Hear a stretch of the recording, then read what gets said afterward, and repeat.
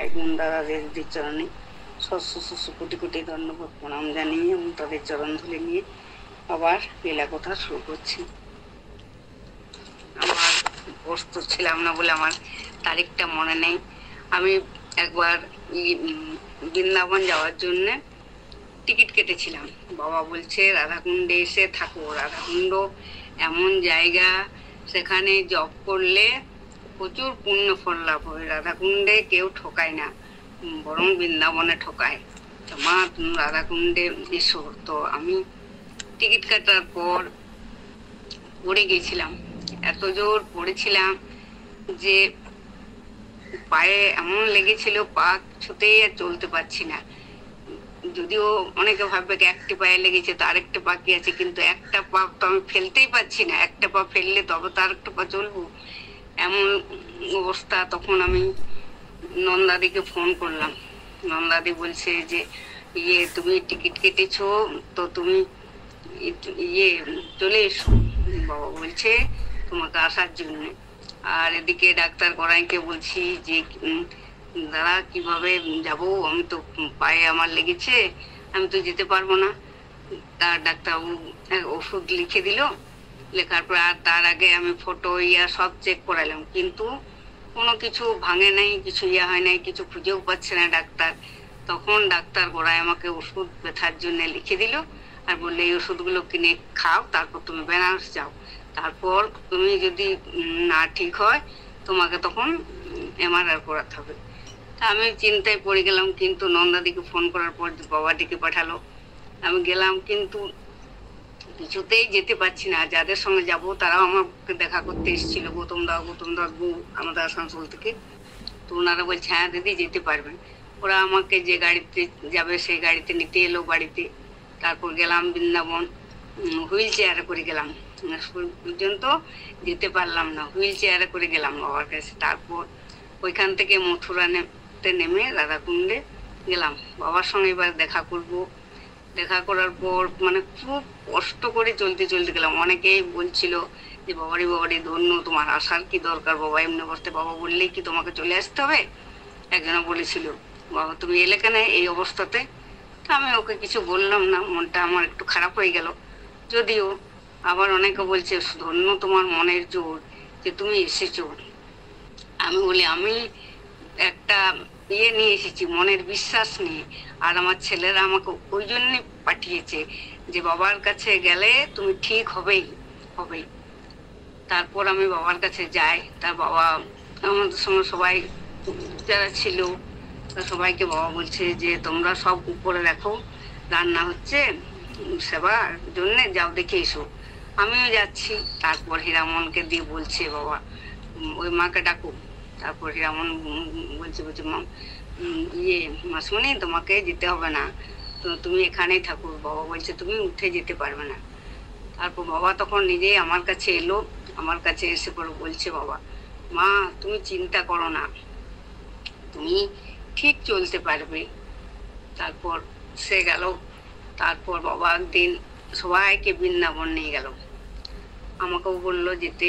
বৃন্দাবন গেলাম, কিন্তু সবাই গাড়িতে উঠে গেছে, একমাত্র বাবা দাঁড়িয়ে আছে। তারপর দাঁড়িয়ে থাকার পর আমি তো চলতে পারছি না। আমার কাছে কিছু অনেকটা এগিয়ে এসে বলছে মা তুমি এসো।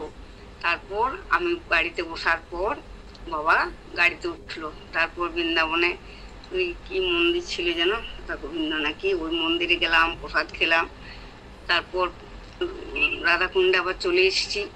রাধাকুণ্ডে আসার পর বাবা আমাকে ওষুধ লিখে দিল। আর ওষুধগুলো সে সময় পাওয়াও গেল না, কিন্তু তারপরে পাওয়া গেল। তারপরে বাবা একদিন ওই যে রাধাকুণ্ড পরিক্রমা সবাই করতে যাচ্ছে, আর রাধাকুণ্ড কাছে একটা মন্দির আছে, কি মন্দিরটা মনে পড়ছে না, বৈষ্ণব মন্দির তো, ললিতা কুণ্ডের কাছে।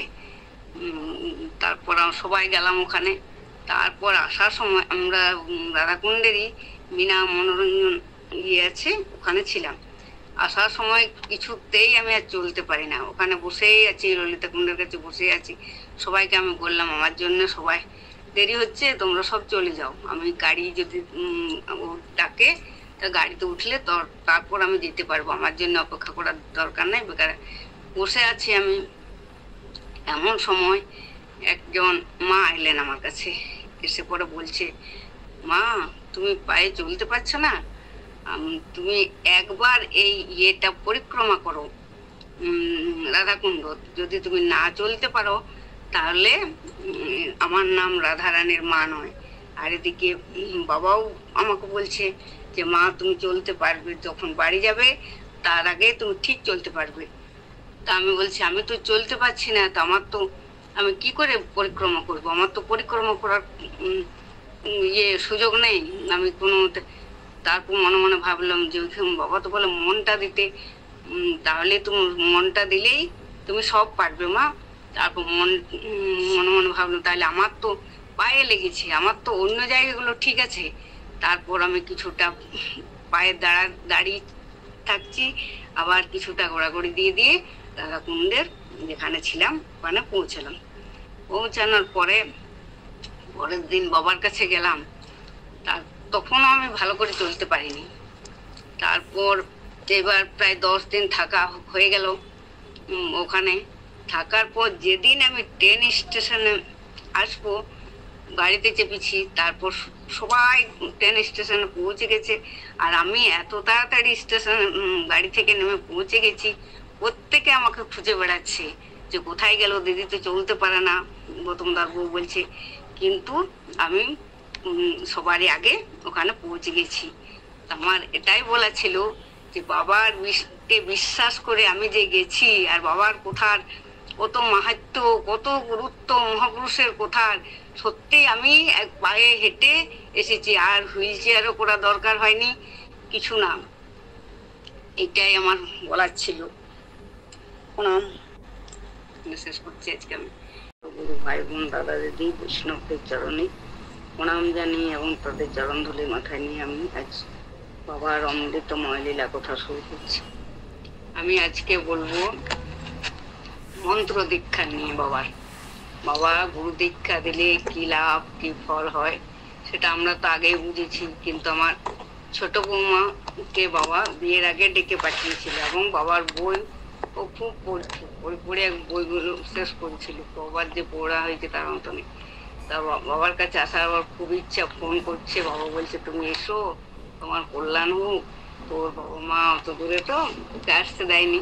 তারপর বিয়ের পর ছেলে রেখে দিয়ে গেল আমাদের এখানে, বলছে মায়ের কাছে কি থাকো 2 মাস, তারপরে মা কিভাবে বৈষ্ণব সেবা করে, আমাদের বাড়িতে তো প্রচুর লোক আছে, তো সেগুলো শিখো, তারপর দিল্লি যাবে। সেখানে থেকে গেল। তারপর আমরা পুরী গেলাম, বাবা ডেকে পাঠালো, পুরীতে আমরা গাড়ি করে গেলাম। ওটা তখন ট্রেনের টিকিট পাইনি, বিয়ের পর সেই মাসে বিয়ে হয়েছিল। তারপরে আমরা অগ্রহায়ণ মাসে বিয়ে হইলো, আর তারপরে কি মাসে, পৌষ মাসে না কি মাস পড়ছিল, তখন আমরা পুরী গেলাম ডিসেম্বরে। বাবার যখন পুরীতে দান উৎসব হয়, তখন সেদিন সারা রাত তো গাড়িতে ভালো করে ঘুমায়নি, শরীরও ঠিক ছিল না। তারপরের দিন তো অনুষ্ঠান করেছে, জয়েন করেছে। তারপর আমাদের সঙ্গে একজন ছিল, দুজন হারিয়ে গেছে মন্দির গিয়ে, মানে ওদের চটি রাখা আছে কিন্তু ওদেরকে খুঁজে পাওয়া যাচ্ছে না। মন্দিরটা প্রায় 10 বার ঘুরেছি, ওর প্রচন্ড পায়ে ব্যথা, শরীর খারাপ।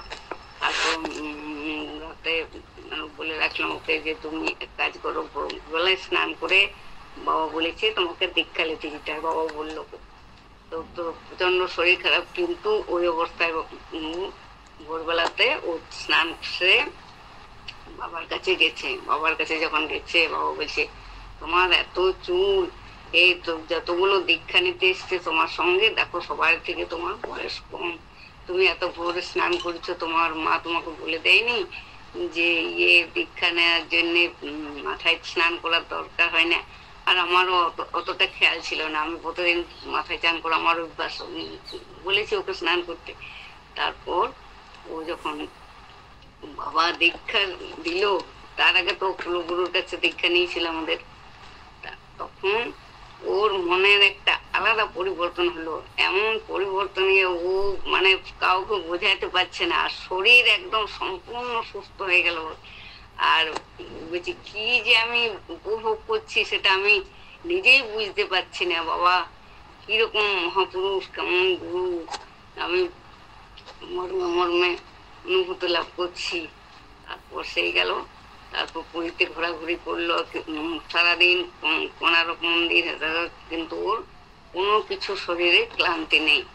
এরপর আমরা আগে যখন বৃন্দাবন যেতাম তখন বাবার কাছে প্রত্যেকবার আসতাম। একবার আমার ছেলের খুব শরীর খারাপ, তো বাবা বলছে তুমি আমার কাছে বসো, কোথাও যেও না, তোমাকে নিজের হাতে প্রসাদ দেবো, সেই প্রসাদ তুমি খাও, দেখবে তোমার শরীর সম্পূর্ণ সুস্থ হয়ে যাবে, তুমি রাস্তায় তোমার একদম ঠিক হয়ে যাবে রাস্তাতে যাবার আগেই।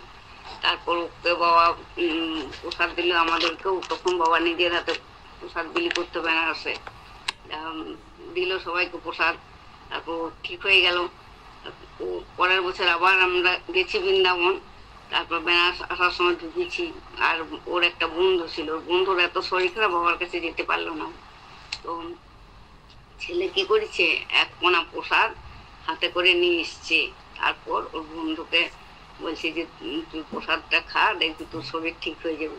বলছে না আমার এত জ্বর, আমি কিছু খাবো না। বলছে খা, দেখ যদি না ঠিক হয় তখন আমাকে বলবে, আমার এইভাবে ঠিক হয়েছে। বাবা একজন মহাপুরুষ, ওনার হাতে যেটা দেয় সেইটাতে ঠিক হবেই হবেই হবে। তখন ওকে দিয়েছে, ও খাবার পর তো সঙ্গে সঙ্গে একদম সম্পূর্ণ শরীর ওর সুস্থ তো হলোই, এবং বাবাকেও দেখতে পেল না, যে কাছে যেতে পারলো না, সেইটা ওর দুঃখ মনের মধ্যে প্রকাশ করলো। আর বাবা আমাকে শিউড়িতে বাবা বই নিচ্ছে সবাই, আমিও অনেকগুলো বই কিনেছি। তা অসীমদার বইয়ে যে ইয়েগুলো আছে না, বাবা বলছে যে এই মন্ত্রগুলো কোনো পড়ো, কোনো কিছু করো আর না করো, এই আমি লিখে দিচ্ছি। আমার বই এখনো লেখা আছে, বাবার হাতের লেখা, এরকম এগুলো করবে। 15 পেজ আছে, 16, 17, 32, 43, 58, এইগুলো কতদিন করবে। আমি শিউড়িতে যখন গেছি, তো আমি তো বাড়িতে কবেকে মানে আমরা যাব, কিন্তু কোথায় বাবার কি প্রোগ্রাম আছে আমার তো জানা নেই, ওই জন্য হঠাৎ আমি চলে গেছি। তারপর বাবা আমাকে কোনো মতে আসতে দিচ্ছে না। তা আমি বলছি কি বাড়িতে তো আমাকে বলতে হবে যে কবে আসবে কে। তো বাড়িতে মামনিদি বলছে তুমি বাড়ি চলে যাবে তো, তারপর তোমার বিপদ ঘটবে, তুমি যেও না, বাবার কথা রাখো। তারপর বাবার কাছে আমি থেকে গেলাম। তখন সঞ্জয় দা সবাইকে নিয়ে তারাপীঠ যাচ্ছে, আমাকে প্রচন্ড জিদ করলো যাওয়ার জন্য। কিন্তু আমার মনে একটা ইচ্ছা, আমি যেহেতু বাবার কাছে এসেছি, আমি তো বাড়িতেও বলে আসি নাই, আর বাবা হয়তো অনুমতি নিলে বলুক তুমিও যাও, কিন্তু আমি যেহেতু বাবার কাছে এসেছি, আমি বাবার কাছে থাকবো, আমি কোথাও যাব না। তার মামনিদি বাবার জন্য সেবা করতে বললো, আলু সেদ্ধ ওগুলো করলাম। তারপর একজনের ফোন আসছে, মামনিদিকে ফোন করছে, বলছে যাবো মামনিদি আমি শিউড়ি না। বলছে যে কেন, মনের যদি ইচ্ছা থাকে তাহলে ফোন করার দরকার নেই। এই দেখো এ আমাকে দেখিয়ে বলছে এই মা এসেছে, ঘরে বাড়ি ফিরে যাবে, কিন্তু এই যে এসেছে তো বাবাকে বলেও আসেনি কিছু না, তোমার যদি ইচ্ছা থাকে তো তুমি এসো। আবার বাবার কথা মতো থেকে গেল, বাবার সেবা করছে, বাবা যা বলছে তাই কথা শুনছে, আর ও কিছু ডিস্টার্ব করে না। ও যা কিছু করে ঘরেও ফটোতে যা বলে ও সেটাতেই ঠিক হয়, সত্যি হয়। ওই কারণে ও থেকে গেছে। সেরকম তোমার যদি আসার ইচ্ছাতে থাকে তাহলে তুমি এসে পড়ো এই মায়ের মতো।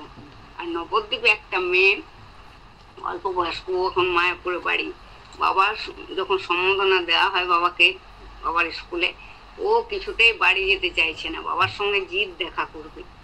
কিন্তু বাবা দুপুরবেলায় সম্বোধনা দেওয়ার পর এসেছে পম্পাদের বাড়িতে, বাবা জব করছে, কোনো মতে বাবা সেই সময় দেখা করবে না। মামনিদিও বলছে যে বাবার এখন দেখা করা সম্ভব নয়, এই মায়ের কথা শোনো, এই মা ফটোতেই সব কিছু বলে, ওতেই সব কাজ হয়, সেই রকম তুমি ফটোতেই বাবার বলো আর মন থেকে বলো, তোমার সব কাজ হবে। কিন্তু ও কোনো মতেই যেতে চায় না, সন্ধ্যা অবধি বসে থাকলো। বাবার সঙ্গে দেখা করলো, তারপর বাড়ি গেল। তো আমার আজকে এইটা বলেই শেষ করছি। তারপর প্রণাম, আমার ভুল ত্রুটি হলে ক্ষমা করবেন।